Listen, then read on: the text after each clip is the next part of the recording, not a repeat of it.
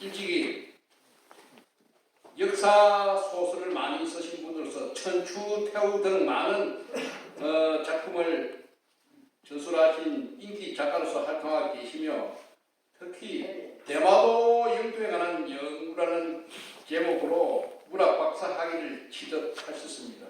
또 현재 한국 간도학회 이사를 맡고 계시면서도 우리 한국 고조선 간도의 역사 문제에서 깊은 연구를 하고 계십니다. 발표 감사합니다.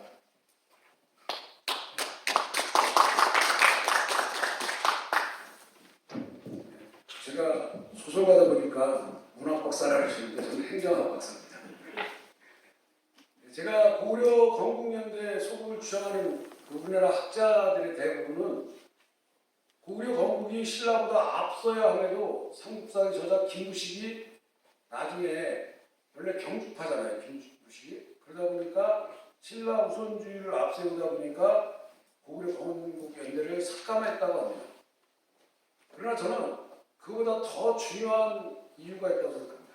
물론 김무식, 삼국사에서 김무식이 더 중요한 이유 때문에 삭감했다는 게 아니라 그래서 삭감당한 것보다 고구려 건국연대가 바로 잡혀야 되는 더 큰 이유가 있다고 생각합니다.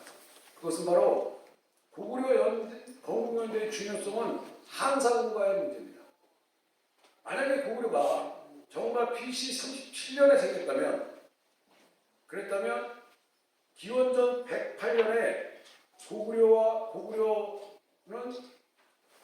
있지도 않았고 그때 들어온 한사군은 만주 땅을 점령하고 있었을지도 모릅니다. 그러나 고구려가 만약에 BC 108년 이전에 생겼다면 그랬다면 고구려 역사가 108년 이전에 시작이 됐다면 한사군의 영역은 우리가 아는 그 영역과 많이 다를 것입니다.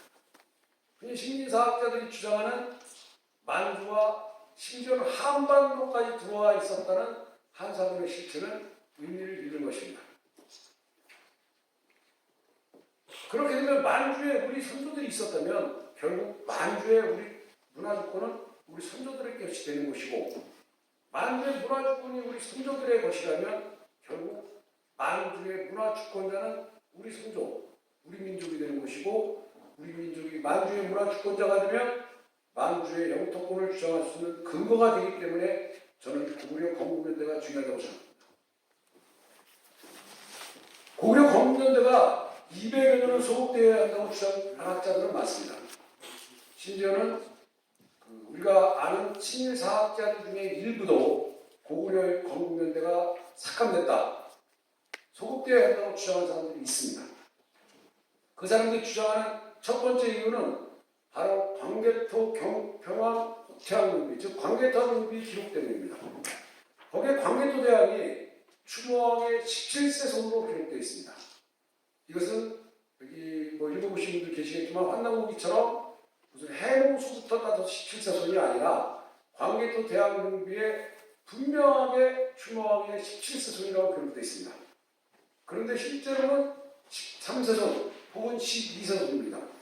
이 1세 손의 차이는 시조를 포함시키느냐 아니냐의 차이인데 가락국기처럼 시조를 포함시키지 않으면 12세가 되는 거고 만약에 시조를 포함시키면 훗날 이조신옥처럼 포함시키면 13세가 되는 겁니다. 그 다음에 유국 900년설입니다. 유국 900년설이라는 것은 당나라 시효사 가암충이, 즉 당고종이 고구려를 공격해왔을 때 당고종에게 가암충이 뭐라고 보고를 하냐면 고구려 비기에 고구려는 900년이 되지 못하여 망한다고 되어 있다고 했습니다. 그것도 80무장에게. 그런데 지금 우리 대량이 80이고 고구려가 900년이 되었다고 했습니다. 저는 가암충의 말이 맞다는 게 아닙니다. 그리고 고구려가 900년에 망한 게 가암충이 맞췄다는 게 아니라 가암충이 900년이 되면 망한다고 한 거는 그때 전쟁 때잖아요. 그러면 적국의 장수가, 시호사가 적국에 대해서 연구를 많이 했을 거란 말이에요. 그런데 그 시호사가 고구려가 생긴 지 900년이 되었다고 말하면 그게 중요하다는 겁니다. 그럼 이미 그때 고구려 900년이 돼가고 있다는 겁니다. 거의 돼가고 있다는 거죠.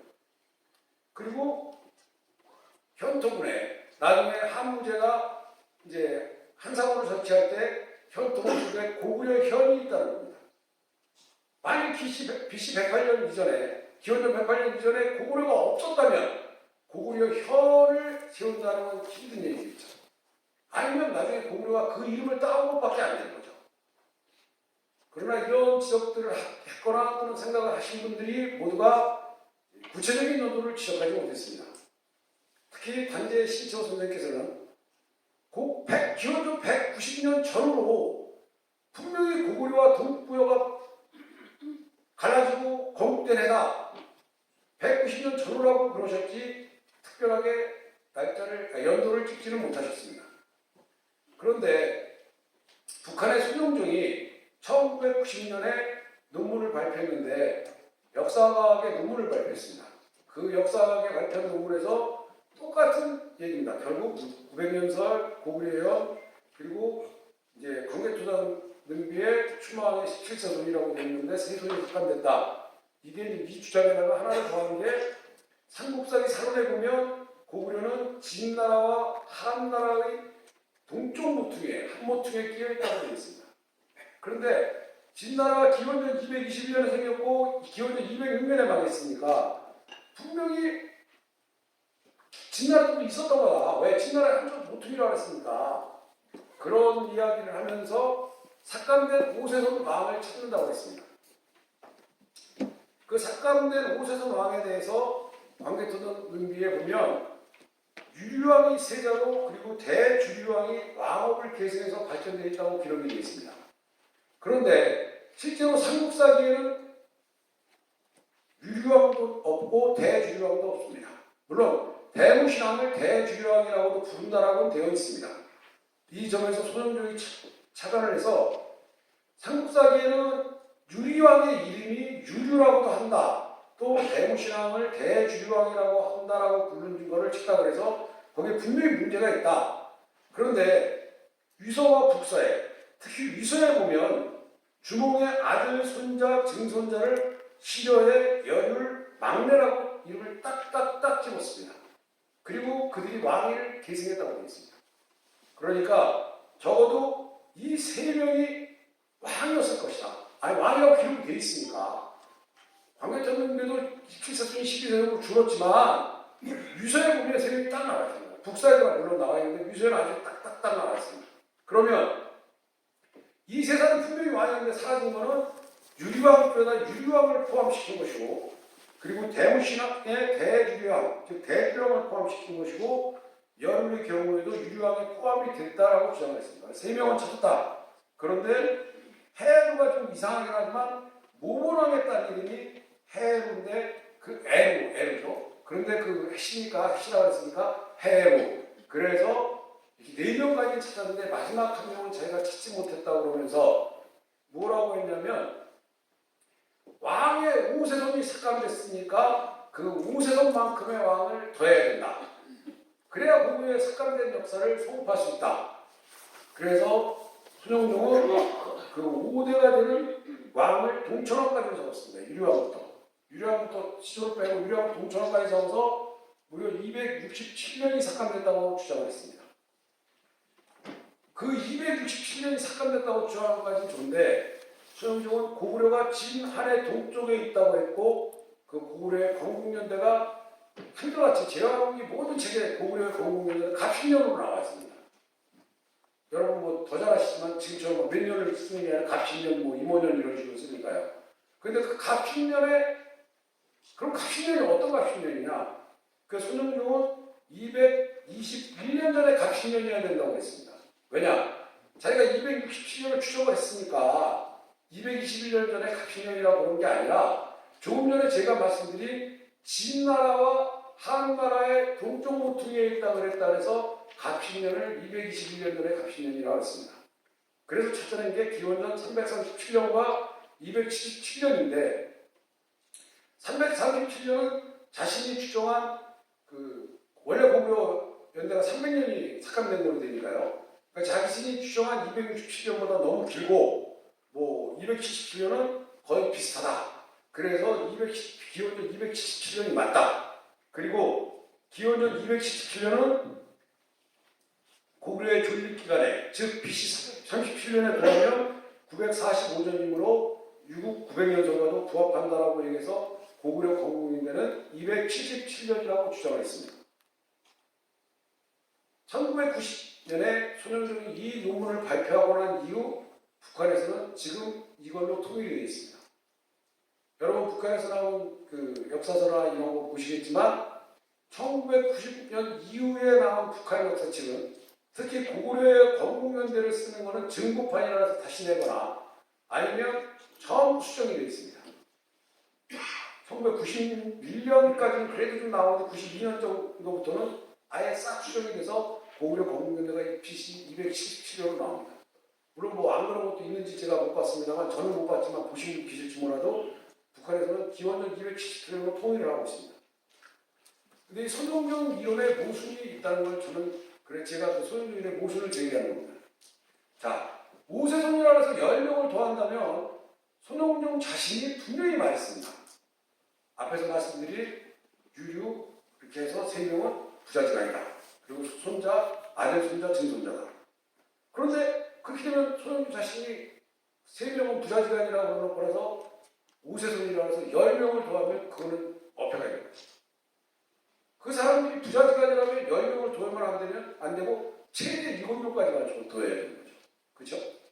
왜? 오세손이라고 해서 무조건 10명을 적으면 안 되는 거죠. 그 다음에 손영종이 찾았다는 그 5명의 왕이 있는데 그 5명의 왕 중에서 삼국사기 그 똑같은 견해를 다 본다면 손영종과 같은 견해를 다 본다면 삼국사기에서 바로 모고왕 다음에 태조대왕을 눈여겨보아야 됩니다. 지금 제가 이렇게 이 부분을 자세히 말씀드리면 오늘 저 혼자 세미나를 안 되기 때문에 제 논문을 맨 앞에 있으니까 논문을 참조하시고요. 그리고 제가 중요한 부분을 이렇게 말씀드리겠습니다. 태조대왕은 삼국사기의 태조대왕은 국조왕이라고도 하며 이름은 궁 혹은 어수라고도 한다는 기록이 있습니다. 그런데 후왕서에 보면 안제건강 원년 그러니까 121년입니다. 고구려왕 궁이 죽고 아들 수봉이 지배했다고 되어 있습니다. 이때 현도태수는 전쟁을 일으키자고 했으나 진충이 반대해서 그렇게 남의 나라 인군 중으로서 쳐들어가는 건 얘가 아니다. 이번에는 문상을 하고 그리고 나중에 그리고 때를 보자라고 하는 바람에 전쟁을 안 일으켰다고 했습니다. 옆나라 왕이 죽을 때마다 전쟁을 논하는 건 아닙니다. 그렇다면 이때는 무언가 혼란이 있었을 겁니다. 그리고 그 해동보기에 보면 국조왕 고궁은 100살, 즉위 94년에 친동생 수성에게 왕위를 물려줬다고 되어 있습니다. 이 수성이 바로 차대왕입니다. 그리고 7살에 즉위했고 해신 어머니가 수령 정정을 했다고 했습니다. 그리고 해신 어머니가 수령 정정을 했는데 너무 총명해서 왕이 됐다고 했습니다. 그런데 태조대왕의 바로 전왕인 모고왕은 똑같은 삼국사기에 나이가 너무 어려서 즉위를 못했다고 되어 있습니다. 그리고 그 삼촌인 민중왕이한테 왕위가 갔다가 다시 돌아와서 4년 만에 돌아와서 그 모본왕이 왕위를 이어받았다가 모본왕의 성질 포악해서 축출당하고 태조대왕이 즉위했다고 되어 있거든요. 문제는 태조대왕의 아버지가 태조대왕은 이쪽하고 전혀 상관도 없는 이쪽하고 상관도 없는 유리왕의 그 아들 손자입니다. 태조대왕이. 그리고 어머니는 해씨예요. 그리고 태조대왕의 아버지는 고추랍니다. 그러니까 상당한 세력이 있는 거죠. 그러니까 고대 국가에서는 여러분 아시다시피 제후국가 아닙니까? 그 제후들에 의한 태조대왕은 버틸 수 있는 버팀목이 있었던 겁니다. 그런데 모본왕과 민중왕은 그 버팀목이 없었던 겁니다. 그래서 모본왕과 민중왕은 쫓겨나고 이제 태조대왕이 왕이 됐다고 그랬는데 상식적으로 생각해도 7살에 즉위해서 94년을 해갖고 100살까지 왕을 하고 또 동생이 76살짜리한테 물려준다는 게 사실 말이 안 됩니다. 그러나 우리가 여기 잘 보면 아까 제가 말씀드린 대로 상대방에서 고구려왕 궁이 죽었다고 분명히 적혀있어요. 그리고 전쟁을 하자 했거든요. 그러면 그때 뭔가 문제가 있었던 겁니다. 그래서 저는 국조왕의 이름이 궁이고 태조대왕은 또 다른 이름이라는 어수가 태조대왕이라는 겁니다. 그래서 차대왕이 태조대왕이 왕위를 안 물려주니까 반란을 하자 그러거든요. 그 태조대왕 동생이잖아요. 그때 그 국조왕을 몰아낼 때 바로 차대왕이 혁혁한 공을 세워서 이미 세자자리를 약속받은 거다. 그래서 차자, 다음 차자를 쓰는데 다음 차자를 쓰는 묘는 거의 없습니다. 그래서 저는 그 부분을 유심히 봐야 된다. 그렇다면 이 120년의 모종의 사건으로 태조대왕이 국조왕이 태조대왕에게 왕위를 넘겨준 거고, 그리고 국조왕은 죽었겠죠. 그리고 태조대왕은 이제 그 뒤에 아들이 아니라 수성이라는 동생에게 왕위를 물려줍니다. 그런데 이게 정상적인 게 아니었던 게 확실한 게, 예를 들어서 태조대왕이 자의에 의해서 동생한테 왕위를 물려줬으면 동생이 조카들을 죽이지 않죠. 그런데 태조대왕의 뒤를 이은 차대왕이 왕이 되자마자 태조대왕의 큰아들을 죽입니다. 그러니까 작은아들은 그걸 보고 자살을 합니다.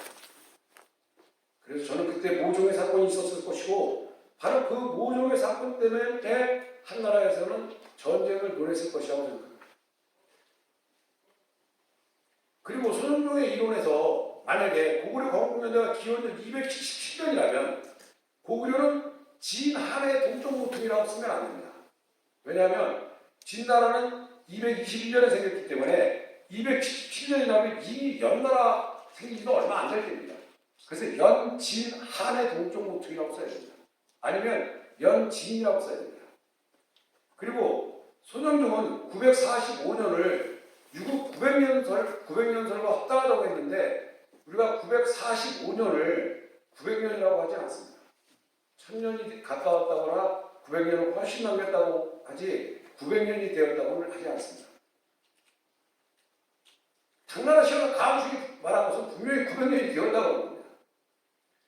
그래서 제가 그 상당 기간 너무 감사하고 뭐 여기 오셨으니까 제가 이거 사실 주제발표할 때 이런 좀 드리면 안 되지만, 저희 윤학현 회장님께서 그 고구려 역사연구 그 소영종의 그 논문을 구해주셔서 제가 이제 그걸 보고 너무 그 고맙습니다. 저는. 그래서 제가 연구한 게 삭감된 5명 중 하나는 태조대왕과 얽힌 국조왕이라고 합니다. 그리고 초기 고구려왕의 세습은 부자 형제뿐 아니라 삼촌, 심지어는 먼 친척에게도 갔습니다. 아까 제가 말씀드린 태조대왕에도 가고, 그리고 모건왕도 민중왕한테 갔다 오고, 막 그러다 보면 세속은 막 섞이는 겁니다.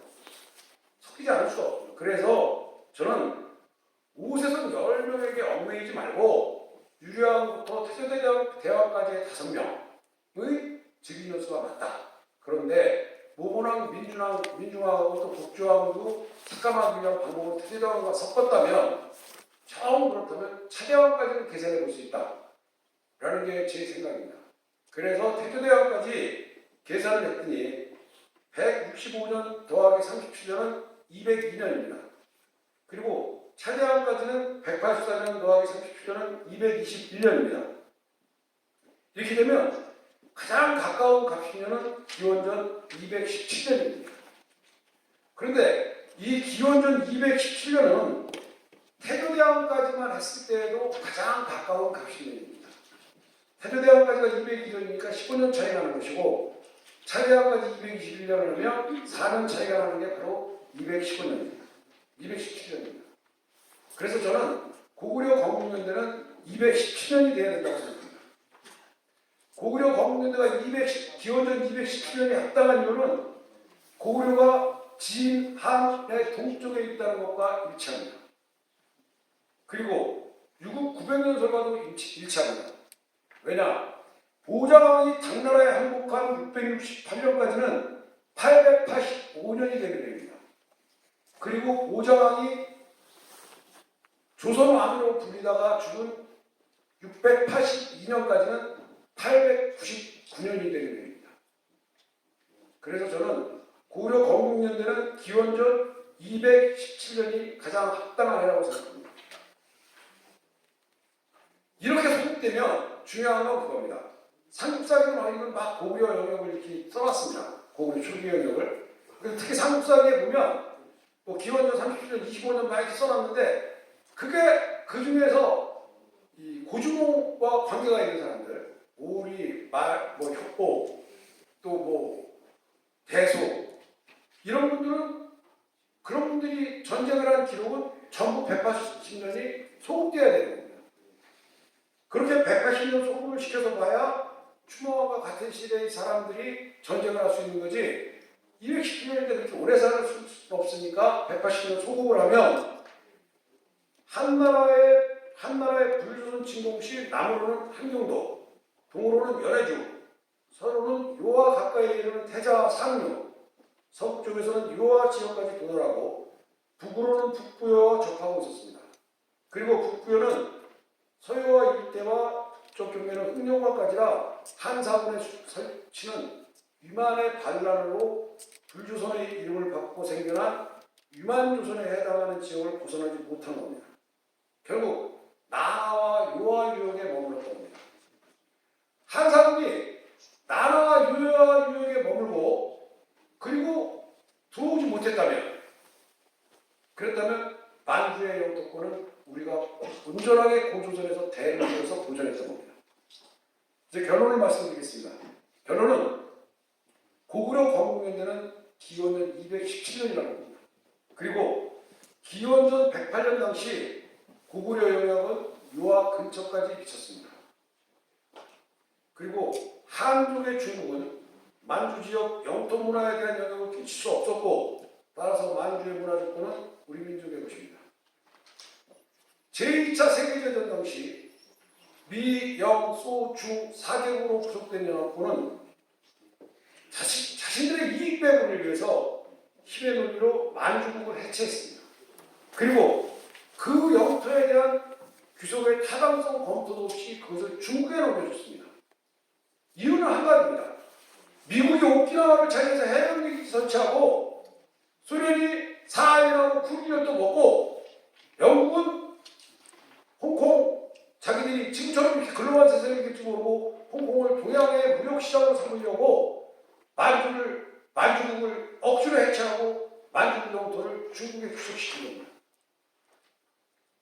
문제는 그렇게 잘못된 중국 귀속이니까 언젠가는 그 잘못된 것이 국제적으로 문제가 될 겁니다. 그러면 그 국제적인 문제 때 우리가 만주의 영토권을 주장할 수 있는 근거가 있어야 된다는 겁니다. 바로 그 근거가 중국의 한족은 절대 만주에 그 문화적인 영향을 끼치지 못했다는 겁니다. 즉 문화의 주권자가 영토권자입니다.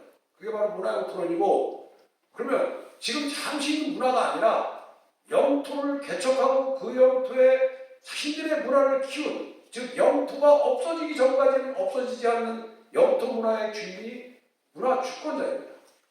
결국 만주의 영토 문화의 주인은 우리 민족입니다.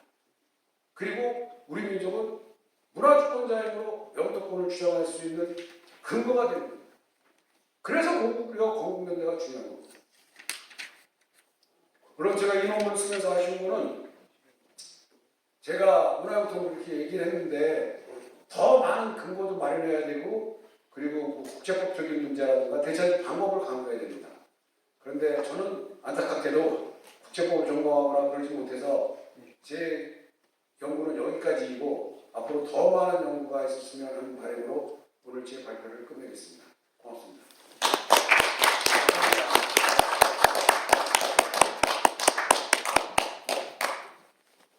지금 내빈이 한번 참석해서 내진성을 우리 회장님께서 소개해드립니다. 네, 본래 이명수 복지상임위원장께서 축사를 해주시려고 약속을 했어가지고 국정 때문에 좀 늦었습니다. 한번 모시겠습니다. 네, 박수로 환영해 주십시오. 네, 우선 늦게 왔다는 죄송합니다.